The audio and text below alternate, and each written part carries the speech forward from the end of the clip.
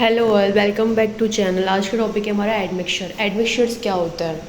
Admixtures वो होते हैं जो मतलब कई टाइप के एडमिक्सचर्स होते हैं, जैसे वाटर रिड्यूसर्स वाटर की डिमांड कम कर देते हैं, एसिलरेटर्स होते हैं जो सेटिंग जल्दी करवा देते हैं, रिएक्शन टाइम को कम कर देते हैं, हाइड्रेशन को कम कर देते हैं, या फिर रेट ऑफ हाइड्रेशन को बढ़ा देते हैं। इन सब के लिए अलग अलग तरह के एडमिक्सचर्स होते हैं। दो तरह के होते हैं, केमिकल एडमिक्सचर, मिनरल एडमिक्सचर्स।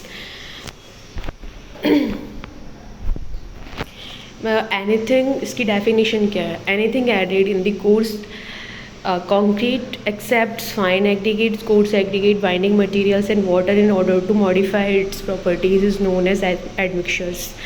तो जो भी कंक्रीट की प्रॉपर्टी को मॉडिफाई करने के लिए यूज़ में लिए जाते हैं उन्हें एडमिक्सचर्स कहा जाता है। Chemical admixtures, mineral admixtures. Chemical admixtures में क्या है? प्लास्टिसाइजर्स, फर्स्ट वाटर रिड्यूसर भी कहा जाता है ना। It is mixture of organic and inorganic substances which permit the reduction in water cement ratio at the same workability, or the offers higher workability at the same water cement ratio, hence gives either strong concrete and workable।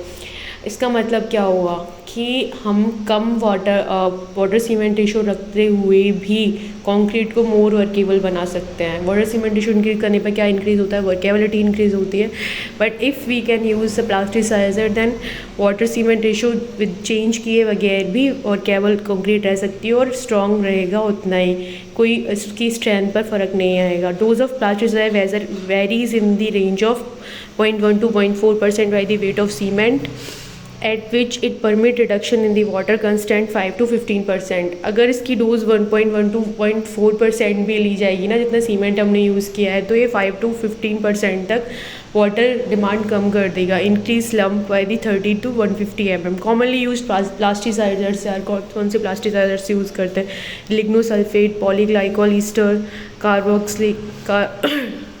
हाइड्रोक्सिलेटेड carboxylic acid, carbohydrate. These plasticizers find it application where strength is required। जहाँ पर strength required होती है, जैसे कि multi storey structures, high workability is required, वहाँ पे use किए जाते हैं। एग्जांपल ट्रेमी पाइप में मतलब मोर वर्केबल कंक्रीट चाहिए होती है ताकि वो पाइप के अंदर ही सेट ना हो जाए, इसलिए टाइम चाहिए होता है।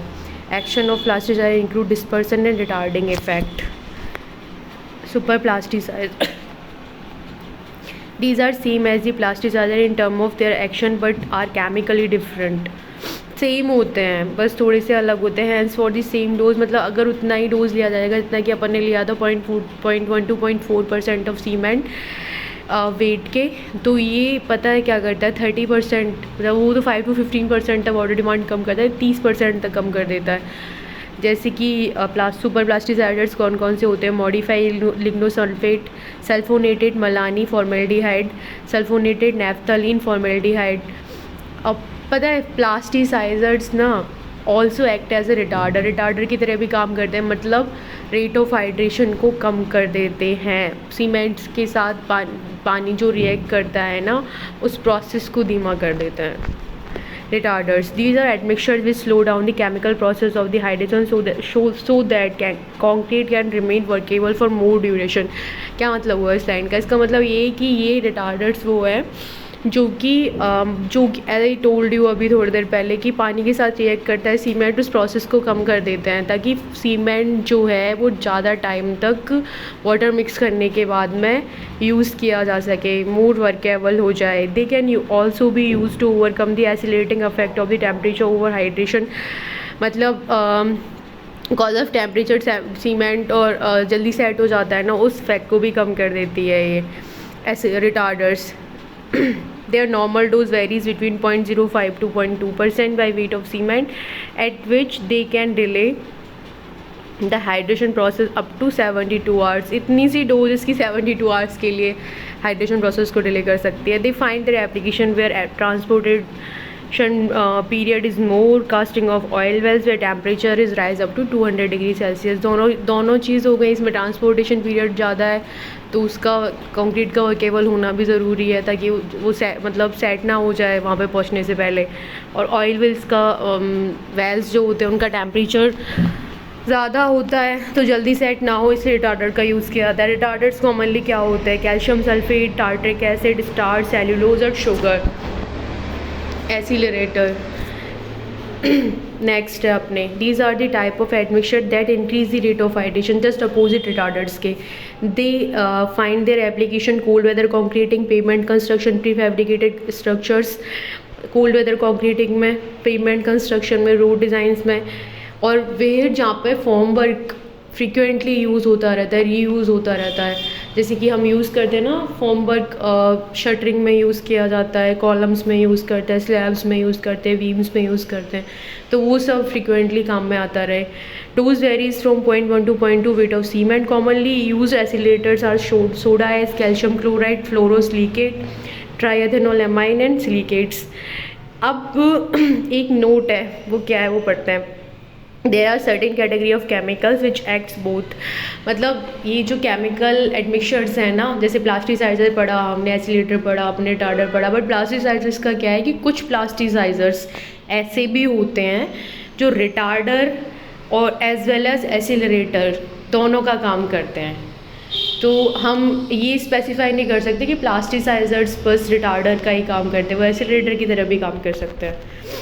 फिर आता है अपने पास air entraining admixtures. There are type of admixtures which entrain million of air bubbles in the voids of concrete which acts as a flexible wall bearing and slip over each other, thereby it's modify almost every property of concrete. And these admixtures are nowadays used as fifth ingredient of the production of concrete. In concrete में कौन कौन से ingredient use करते हैं? Cement fine aggregate की तरह, binding material की तरह, binding material, fine aggregate, coarse aggregate, water, and fifth is air entraining जो एडमिक्सचर होता है उसे फिफ्थ इंग्रेडिएंट कहा जाता है। Admixture affect the property of concrete. इससे मतलब मिक्स करने पे क्या करता है कि बहुत सारे एयर बबल्स बनते हैं दैट उससे कि कंक्रीट मोर वर्केबल हो जाती है और आगे अपन बढ़ने वाला है, वर्केबिलिटी बढ़ जाती है, resistance against freezing and थॉइंग। Freezing थॉइंग क्या होता है? मतलब बहुत सारी जगह पर क्या होता है कि जब टेम्परेचर गिरता है तो जम जाती है और टेम्परेचर बढ़ता है तो फिर वापस से कंक्रीट अपने उसमें आ जाती है, तो उसे फ्रीजिंग थॉइंग एक्शन कहा जाता है। Reduction tendency of the bleeding and secretion, bleeding और सीक्रेशन की टेंडेंसी को कम करता है। ब्लीडिंग सीक्रेशन अपन पढ़ चुके हैं, कंक्रीट अलग हो जाती है, एग्रीगेट्स अलग हो जाते हैं, सीक्रेशन हो जाती है, ब्लीडिंग बह जाना एकदम से। रिडक्शन परमेबिलिटी को कम करता है। Reduce unit weight of concrete, unit जब एयर एंट्रेनिंग मिलाएंगे तो हैवी नहीं लाइट वेट कंक्रीट बनेगी। रिड्यूस वॉल्यूम चेंज को कम करता है। Reduction strength of the concrete की स्ट्रेंथ भी कम कर देता है। Commonly used air entraining admixtures are aluminum powders, natural wood resins, oleic and stearic acids, plant and animal fatty acids and hydrogen peroxide. अब आता है अपना वाटर, सबसे इम्पॉर्टेंट, और इसके बगैर मतलब कंक्रीट ना वर्केबल रहेगा ना स्ट्रेंथ प्रोवाइड करेगा, तो वाटर सबसे इम्पॉर्टेंट है। It is most important ingredient required for the proportion of concrete and least expensive to.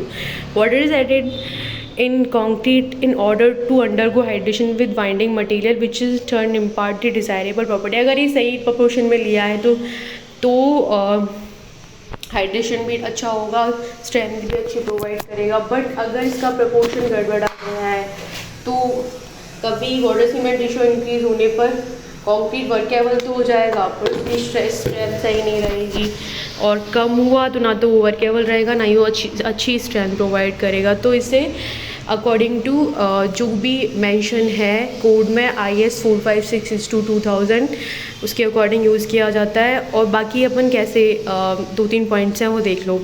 Access water affect the strength cause it will vaporize. अगर ज़्यादा वाटर यूज़ कर लिया तो क्या क्या उसके अफेक्ट हो सकते हैं, इफ़ेक्ट्स हो सकते हैं कंक्रीट पे।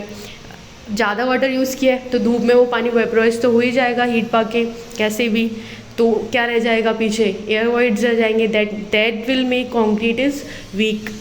स्ट्रेंथ प्रोवाइड नहीं करेगा जितनी हमें चाहिए, डिज़ाइन स्ट्रेंथ नहीं मिलेगी तो कोई काम की नहीं है। फिर ज़्यादा पानी है तो it seeps through the form resulting and honeycomb structure. Form works के बीच में से भी पानी बाहर निकल जाएगा तो क्या बनाएगा? बीच में गैप रह जाएंगे, उसे हनीकॉम्ब स्ट्रक्चर कहते हैं। The excess water along with the cement rises to the surface and form and a latter termed as a layer is termed, sorry layer है यहाँ पे, termed as the laitance that reduce the strength between two successive layers. ज़्यादा पानी जो होता है ना वो सीमेंट के साथ ऊपर राइज होके आ जाता है और एक लेयर फॉर्म करता है, उस लेयर को लेटेंस कहते हैं, और विच मतलब दो जॉइंट्स के बीच में स्ट्रेंथ को कम कर देता है वो, कॉज ऑफ दैट पानी के ज़्यादा होने के कारण है ये। फिर इसके बाद में so that water having prescribe quantity to इट सेल्फ and prepare concrete mix according to IS 46:2000। If impure water use किया जाता है तो कॉन्क्रीट जो है स्ट्रेंथ वेरिएशन हो सकता है ±10% टॉलरेट किया जाएगा, और setting time ±30 minutes, not more than that. और सी वाटर यूज़ किया है तो उसमें क्या होगा कि सेटिंग जो है वो तो टाइम बढ़ जाएगा एकदम से, बट स्ट्रेंथ है ना वो 10 से 20% तक कम हो जाएगी। Thanks for watching guys, it's all about admixtures.